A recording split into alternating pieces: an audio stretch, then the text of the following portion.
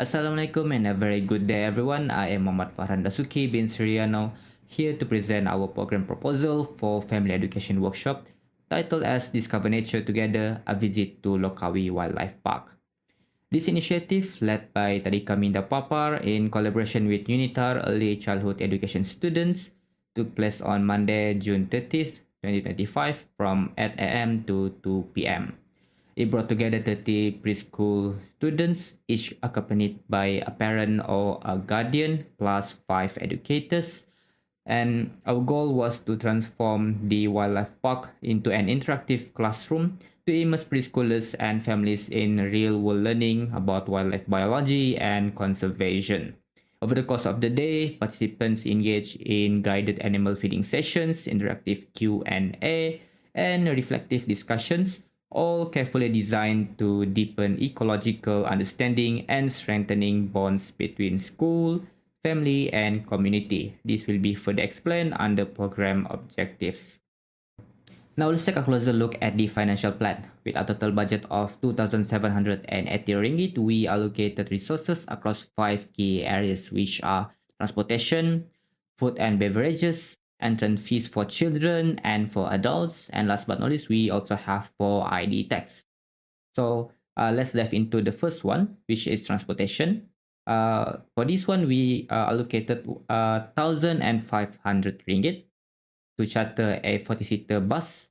This is crucial to ensure safe and comfortable travel for all participants. However, some parents prefer to use their own vehicles, and few of the teachers also use their own cars for transportation, which was cost effective for the program. Food and beverages. For this one, we allocated 650 ringgit. So this allow us to provide light breakfast and lunch along with bottled water for 65 individuals. As for the tickets, 150 ringgit covered all the children's tickets at 5 ringgit each, while 350 ringgit covered the adult tickets at 10 ringgit each. Last but not least, the ID tax.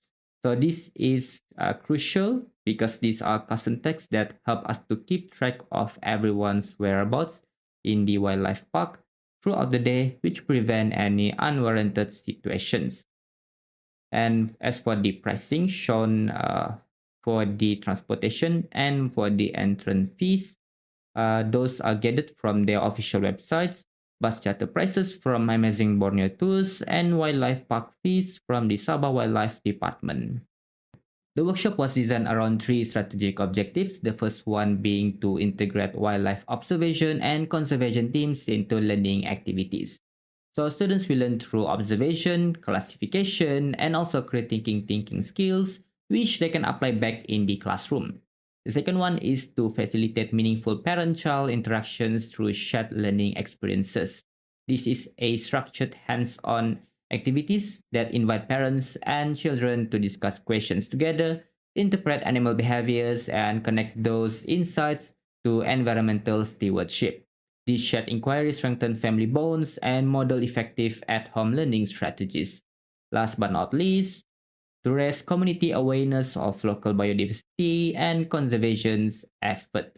By engaging local families in biodiversity topics, it will transform them into ambassadors for sustainable practices. So, whether that's backyard bird feeding, home composting, or supporting habitat protection efforts, collectively, these objectives delivered benefits across these three domains to enrich teaching resources, to deeper family engagement, and to heighten community stewardship. Moving on to program committee, Muhammad Farhan Dasuki bin Suryano act as the program director with the role to coordinate with preschool, families, and wildlife park members to ensure seamless flow of the event. As for the other four roles, starting with registration, led by Siti Sarah binti Abdul Karim, handle sign-ups, consent forms, and assign ID tags. Transportation and safety coordinator, handled by Ahmad Fuad bin Muhammad Ali. He arranged the bus charter, led the safety briefing, and monitored on-site safety. Food and beverage manager, led by Muhammad Huzaifa bin Muhammad Lukman, oversaw meal planning, dietary requests, and hygiene protocols. Finally, media lead, Farish Daniel bin Awang Zakaria, captured photos and videos provided live updates for our newsletter and social media, and also compiled the post-event report. Now let's dive into the program itinerary. At until 8:30 in the morning, it is for the arrival for all participants, which allow the time for light breakfast and informal conversation with each other. This is families into the day and fostered initial connections.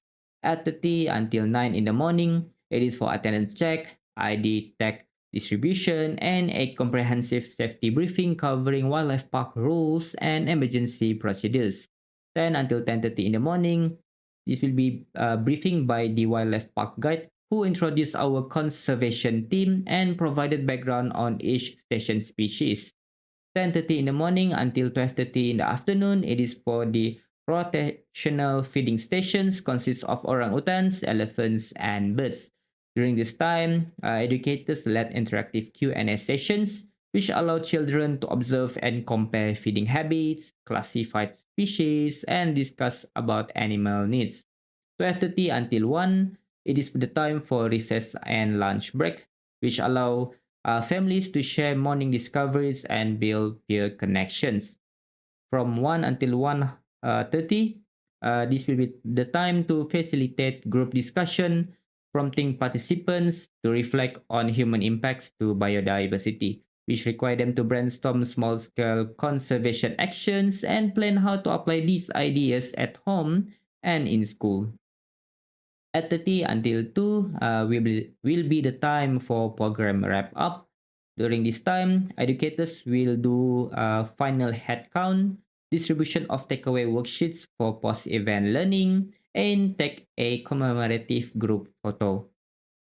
Based on the program, the initial objectives are met as seen in high engagement among all participants. This can be seen among children because they were highly engaged during the feeding sessions, eagerly asking questions, and participating in hands-on learning. As for the parents, their experience strengthened bonds with their child. This led to parents value the opportunity to co-learn with their children in an authentic setting and noting that the shared experience spark meaningful conversations at home. The school also benefit from this because of enhanced curriculum. Educators reported that real-life animal examples will enrich classroom learning in topics like environmental science. As for the community, it also improve the awareness. Now families live motivated to implement small conservation projects from backyard wildlife monitoring to neighborhood cleanup drives.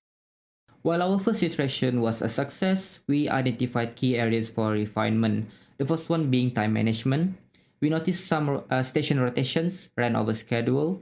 So in the future, we will fine-tune sessions, especially their durations, or improve on the rotations to preserve time for group discussions.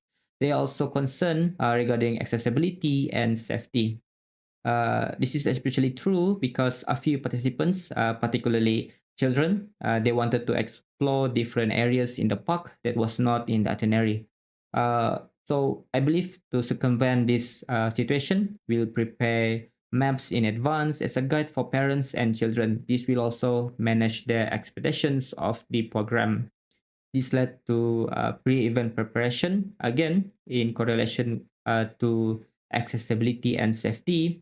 We believe distributing worksheet like a species guides and question prompts in advance can prime families for deeper inquiry during the field visit. This will make it easier for students to jot down information what they have learned. And last but not least, classroom integration. So we believe in continuous learning for learning attainment. Uh, what I suggest is to create a follow-up classroom projects like a home composting activity and organizing community conservation events that will surely help to maintain this enthusiasm and reinforce their learning outcomes.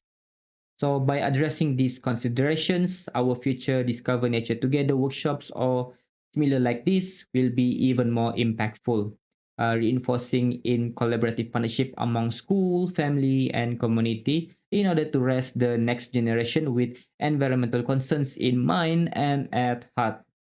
Thank you.